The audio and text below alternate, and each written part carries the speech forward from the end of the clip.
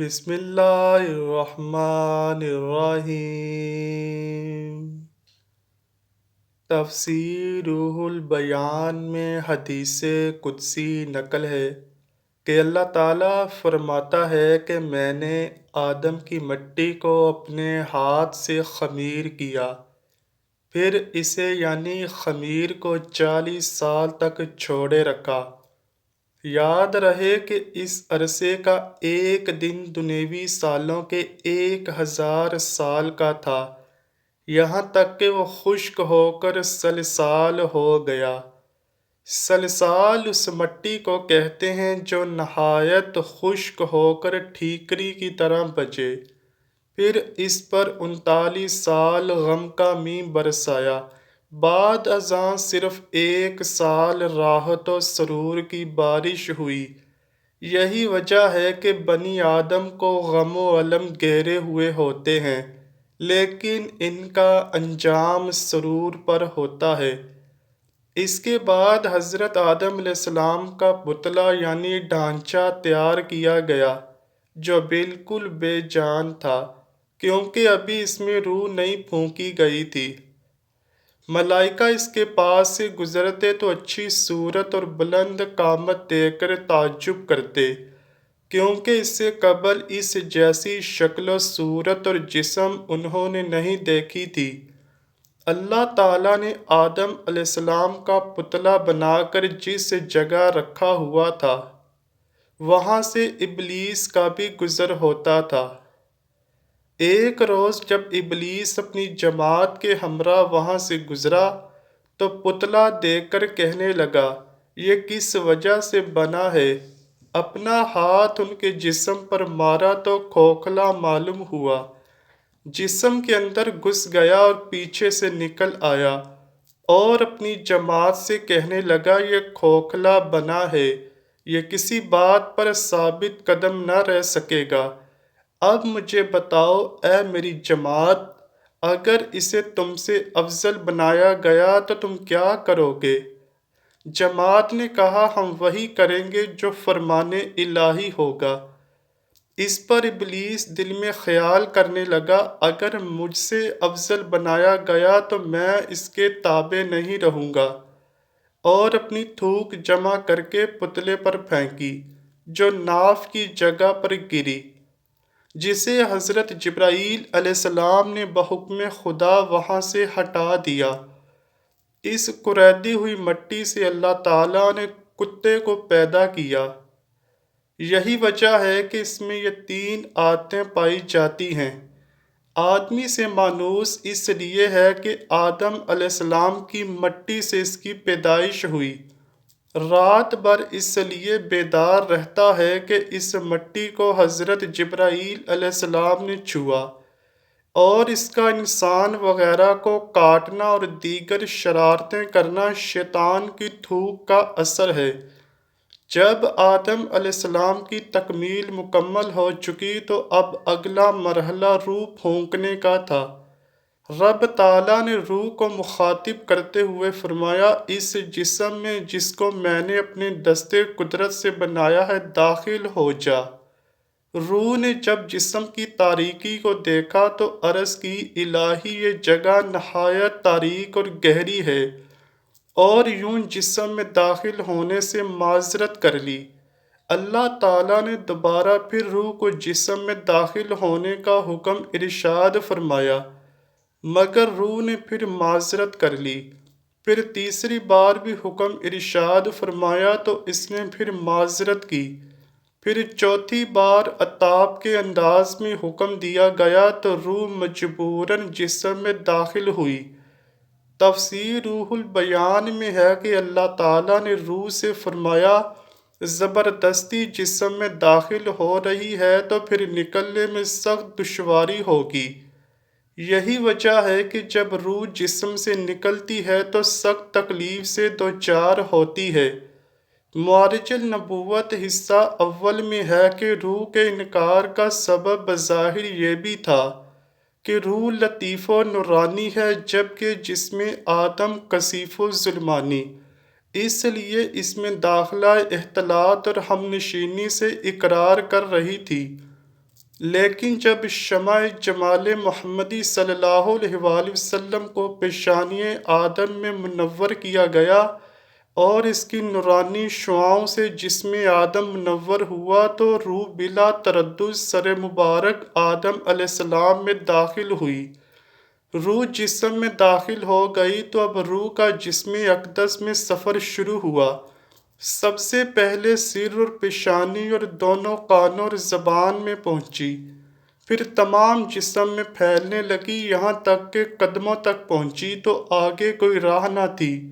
واپس ناک کے سوراخوں سے نکلی تو آدم علیہ السلام کو چھینک آ گئی۔ یہ وہ پہلی آواز تھی جو روح کے داخل ہونے کے بعد جسم آدم علیہ السلام سے آئی، اور یہ چھینک کی آواز تھی۔ اللہ تعالیٰ نے فرمایا کہو الحمدللہ رب العالمین۔ تو پھر آدم علیہ السلام نے یہ الفاظ کہے اور یوں یہ وہ پہلے الفاظ تھے جو زبان آدم علیہ السلام سے ادا ہوئے۔ اس کے جواب میں اللہ پاک نے ارشاد فرمایا یرحمک اللہ، اللہ تعالیٰ تجھ پر رحم کرے۔ منقول ہے کہ جب روح گھٹنوں کے اندر داخل ہوئی تو آدم علیہ السلام نے چلنے کو چاہا لیکن چل نہ سکے۔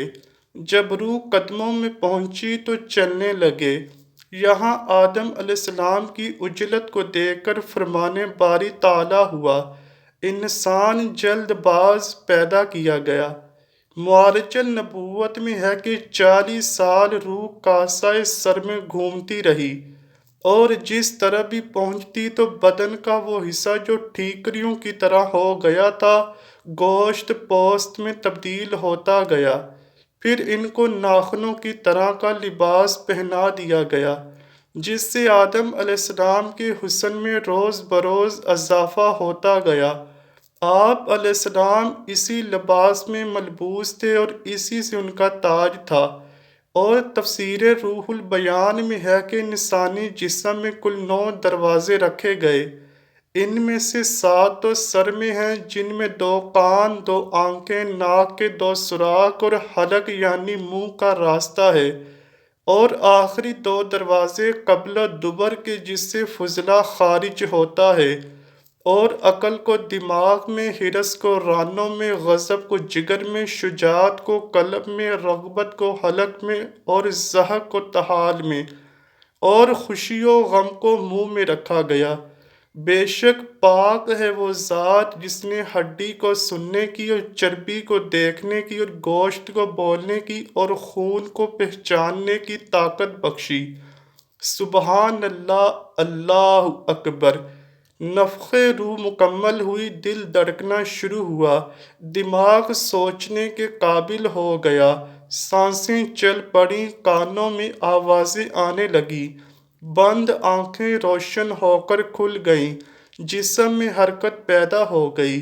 اب جو آدم علیہ السلام نے سر مبارک اٹھا کر دیکھا تو پہلی نظر لوح محفوظ اور عرش مجید پر پڑی۔ آپ نے دیکھا کہ لکھا ہوا ہے لا الہ الا اللہ محمد رسول اللہ۔ یہ دیکھنا تھا کہ حضرت آدم علیہ السلام پہلی بار تفکر میں پڑے اور عرض کیا یا الہی یہ شخصیت کون ہے جس کا نام تیرے نام کے ساتھ لکھا ہوا ہے؟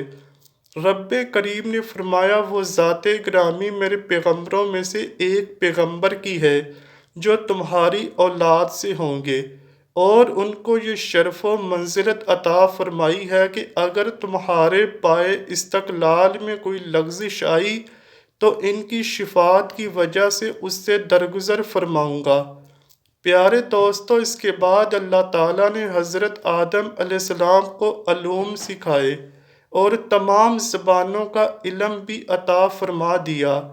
اس ویڈیو میں ہم نے بڑی تفصیل سے نفخ روح کے عمل کو بیان کیا، اور یہ کہ حضرت آدم علیہ السلام نے سب سے پہلے کیا جملہ ارشاد فرمایا، جس میں آدم نے سب سے پہلے کیا حرکت کی، اور یہ کہ آپ علیہ السلام نے آنکھیں روشن ہونے کے بعد سب سے پہلے کیا لکھا ہوا دیکھا۔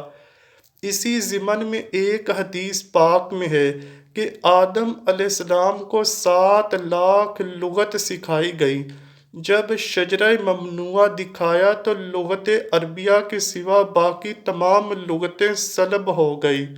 پھر جب انہیں نبوت عطا ہوئی تو تمام لغات لوٹا دی گئیں۔ یہ ان کا معجزہ تھا کہ قیامت تک ان کی اولاد جتنی لغات بولے گی سب آدم علیہ السلام جانتے اور بولتے بھی تھے۔ اور ایک اور حدیث پاک میں ہے کہ رسول اللہ صلی اللہ علیہ وآلہ وسلم نے فرمایا، سب چیزوں کے نمونے آدم علیہ السلام کے سامنے چھوٹی چھوٹی کیڑیوں کی طرح پیش کیے گئے۔ آخر میں ہم دعا گو ہیں کہ اللہ پاک ہمیں ہمیشہ حق و سچ بیان کرنے کی توفیق عطا فرمائے۔ آمین یا رب العالمین۔ امید کرتا ہوں کہ آپ کو ویڈیو ضرور پسند آئی ہوگی۔ اگر ویڈیو پسند آئی ہے تو ویڈیو کو لائک کیجئے، شیئر کیجئے اور چینل کو لازمی سبسکرائب کیجئے۔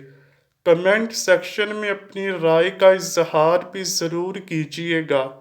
ملتے ہیں اگلی ویڈیو میں، تب تک کے لیے اللہ حافظ۔